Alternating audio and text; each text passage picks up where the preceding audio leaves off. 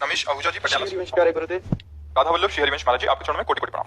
महाराज जी, श्रीमद् भगवत गीता जी में भगवान श्री कृष्ण अर्जुन जी से कहते हैं कि तुम मेरी शरण में आ जाओ, मैं तुम्हें सारे समस्त पापों से मुक्त कर दूंगा। परंतु महाराज जी, जब भक्तों के जीवन में प्रतिकूलता और कष्ट आते हैं, वो उनकी परीक्षा होती है प्रारब्ध। महाराज जी कृपया मार्गदर्शन करें। देखो, सारे पाप नष्ट हो जाएंगे। पाप शब्द है ना, प्रारब्ध तो नहीं कहना, तो बस शब्द पे, वकालत शब्द पे होती है। सारे पाप में संचित पाप जो हमारे जमा जन्म जन्मांतरों के, वो हो गए। आगे जो हमसे पाप बन जाएंगे वो हो गए। वर्तमान में जो हमसे गलती हो रही वो हो गए। लेकिन जो पूर्व पाप से निर्मित हमारा शरीर है, उसका पहले से बात हो चुकी है कि 10 वर्ष में आपको चोट लगेगी, 15वें वर्ष में आपका ये होगा, 20वें वर्ष में ये होगा। जो विधान लिखा हुआ है वो भोगना पड़ता है।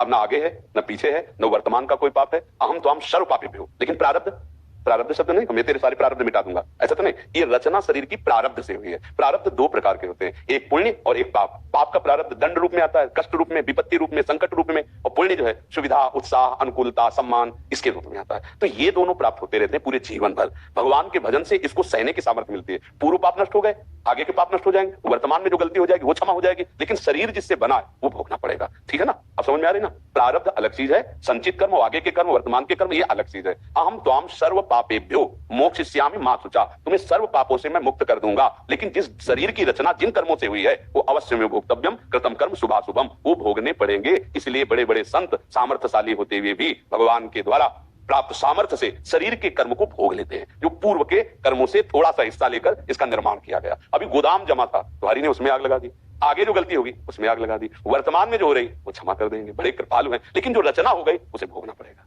समझ पा रहे आप? अनंता व्यास जी, श्री हरिवंश। गुरुदेव आपके चरणों में कोटि कोटि प्रणाम। गुरुदेव, हम विषय व्यक्ति संबंधों से कैसे हारे?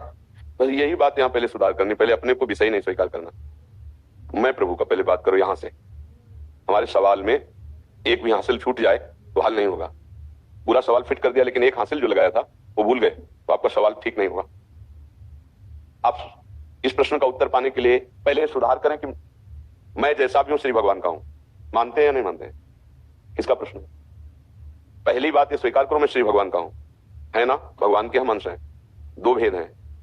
एक जो आप देख रहे हो प्रकृति रचना है, और इस प्रकृति रचना को जो जान रहा है वो अलग है, पर जो अलग है उसको आप नहीं जान पा रहे, और जो प्रकृति रचित है उसे आप जान रहे हैं। प्रकृति रचित क्या है? ये शरीर है, जिसे कभी मैं नहीं कहा गया, सदैव मेरा कहा गया।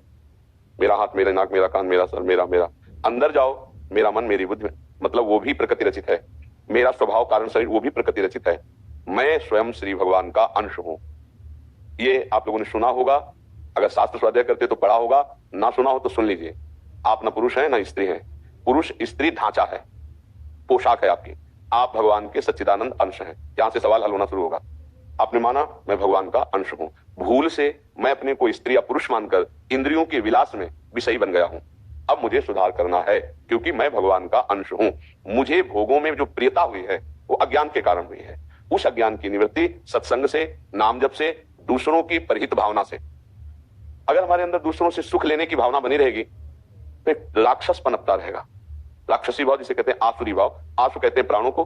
जो अपने प्राणों को सुखी करना चाहता है वो राक्षस हो जाता है। जैसे मानुष भक्षण, हर जीव जीना चाहता है। हर जीव को अपना शरीर वैसे प्रिय जैसे आपको मनुष्य शरीर प्रिय है। एक बार भगवान वेद व्यास जी, श्री कृष्ण द्वैपायन, महाभारत की कथा है, वो रास्ते से जा रहे थे तो एक नाली का कीड़ा निकल बड़ी तीव्रता से पार हो रहा था। उन्होंने उनकी भाषा में कहा, सब भाषाओं का ज्ञान था, कि भाई तू इतनी तीव्रता से क्यों पार हो रहा है? तो उनका, महाराज तुम्हें घर घर करती हुई ये गाड़ी सुनाई दे रही, ये आएगी और मुझे रौंद देगी, मैं मर जाऊंगा। तो बोले तुम्हें मर जाना अच्छा है, नाली के कीड़ा ही तो हो, तुम्हें दूसरी योनि मिलेगी। तो जो उत्तर दिया कि आपको श्री कृष्ण द्वैपायन व्यास शरीर जितना प्रिय है उतना ही मुझे कीड़े का शरीर प्रिय है। हर जीव को प्रिय, मतलब आप दूसरे के प्रिय शरीर का आहार कर रहे हैं जबकि आपके लिए वो निर्धारित नहीं है। आप अपराध कर रहे हैं, पाप कर रहे हैं, या राक्षसी भाव ला रहे हैं। किसके कारण? प्राणों का पोषण और सुख बढ़ेगा, इसके कारण। जो सुख भोगता भाव है यही हमसे पापाचरण करा रहा है। सुख भोगने का हमारे यहाँ धर्म का एक विधान किया गया है। यदि धर्म की रेखा के अंतर्गत आप सुख भोगेंगे, संसारिक भी, तो आप धीरे धीरे निष्पाप होकर भगवान को प्राप्त हो जाएंगे। धर्म के विरुद्ध भोग भोगेंगे, धीरे धीरे पापात्मा होकर दुर्गति को प्राप्त हो जाएंगे। अब हमारा सुधार होना चाहिए। सत्संग मिल रहा है, इसका मतलब हरि की कृपा है। अब मोहि भा भरोस हनुमंता, बिनु हरि कृपा मिले नहीं संता। भगवान ने कृपा की, अब बुरे आचरण न होने पाए। सब कोई जानता है बुरे आचरण किसे कहते हैं, पढ़ाने या समझाने का विषय नहीं। सबके हृदय में भगवान बैठे हैं। जब बुरा आचरण आप सोचेंगे उसी समय उत्तर आ जाएगा, गलत हो, आप गलत हो, इसे सुधार लो। आपके अंदर भय समाएगा, पर मन बड़ा मतवाला है, वो किसी की ना सुनकर आपसे पापाचरण करा लेगा। इसीलिए कहते हैं आप निर्बल हो चुके हैं, आप बलवान बनिए। महाबल जो भगवान को अधीन कर ले ऐसा नाम में है। विश्वास करो, बिना विश्वास के परमार्थ में नहीं चला जाता। आप जैसे डॉक्टर हैं, आप विश्वास दिलाने के लिए बोलेंगे कि मैंने हजारों मरीजों को ठीक किया है। आपको विश्वास में मेरी डिग्री देख लीजिए, आपको विश्वास में जिन जिन मरीजों को ठीक किया आप उनसे बात कीजिए। मरीज को विश्वास दिलाना डॉक्टर का काम। अगर विश्वास हो गया तो एक औषधि पहली हो गई कि वो आपके वचन से प्रमाणित होकर स्वस्थता का अनुभव करे। ए भाई तू चिंता मत कर, मैं स्वस्थ करूंगा, भले स्वस्थ ना हो प्रारब्ध अनुसार, लेकिन वो उसको विश्वास हो गया तो कष्ट झेलने की क्षमता आ गई। ऐसे ही ये तो प्राकृतिक डॉक्टरी है, ये भागवतिक डॉक्टरी है। पहले इसमें विश्वास होना चाहिए कि ये जो संत बोल रहे हैं अगर ये जीवन में हम उतारेंगे